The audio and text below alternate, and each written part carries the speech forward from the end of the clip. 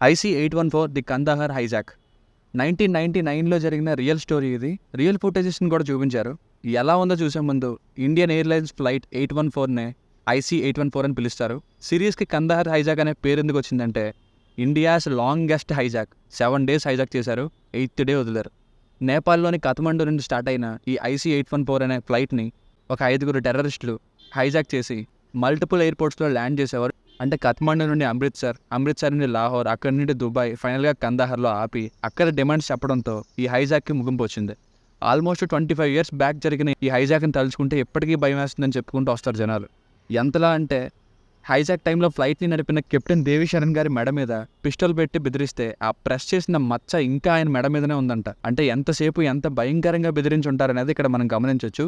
ఇది డీటెయిలింగ్. ఇప్పుడు రివ్యూ విషయానికి వస్తే ఇక 6 episodes each episode almost 50 minutes run టైంతో తెలుగులో నెట్ఫ్లిక్స్లో స్ట్రీమ్ అవుతున్న ఈ సిరీస్ని చూసిన తర్వాత నాకైతే ఇన్ఫర్మేషన్ పరంగా ఈ 6 episodes చూస్తే ఏం జరిగింది, ఎలా జరిగింది అన్నది క్లియర్గా ఒక ఐడియా వస్తుంది.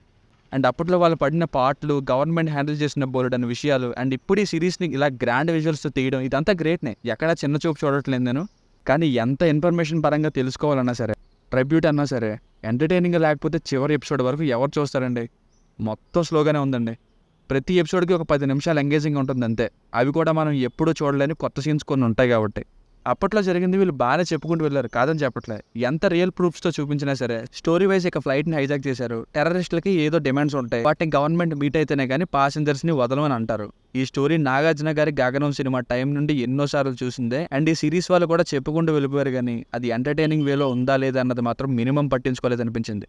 ఇంకా కొంచెం ఆలోచించి చెప్తే ఏం జరిగిందో తెలుసుకోవడం కోసం ఒకసారి ట్రై చేయొచ్చు ఈ సిరీస్ని. అసలు ఫస్ట్ 3 episodes విలన్స్ని చూస్తే భయమే వేయదు. ఆ 3 episodes స్టోరీ టెల్లింగ్ అయితే నెట్ఫ్లిక్స్ డబ్బులు పెడుతుంది. జస్ట్ అలా జరిగింది చెప్పేస్తే చాలు. అది ఎలా ఉంటే ఏంటి అని అనుకొని తీస్తే వచ్చే అవుట్పుట్లా ఉంది.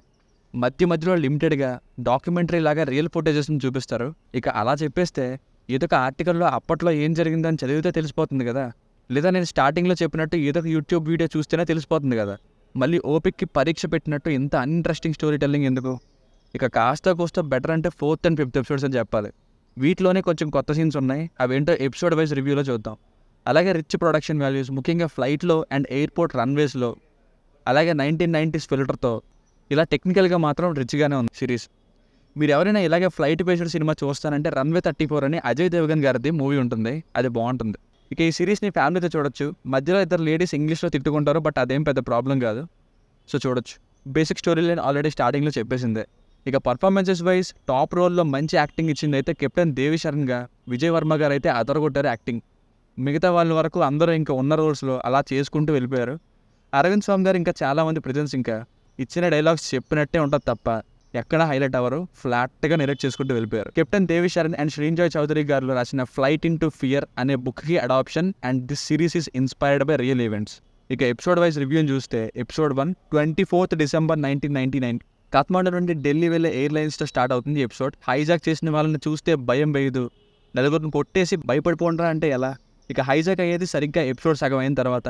ఆ తర్వాత అంతా కూడా హైర్ అఫీషియల్స్కి హైజాక్ అయ్యింది అని మళ్ళీ ఇన్ఫార్మ్ చేయడంతోనే సరిపోయింది.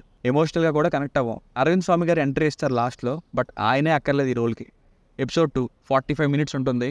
ఈ ఎపిసోడ్లో ప్రోగ్రెస్ ఏంటంటే ఫ్లైట్ని ల్యాండ్ చేయించి హైర్ అఫీషియల్స్కి ఇన్ఫర్మేషన్ పంపిస్తారు.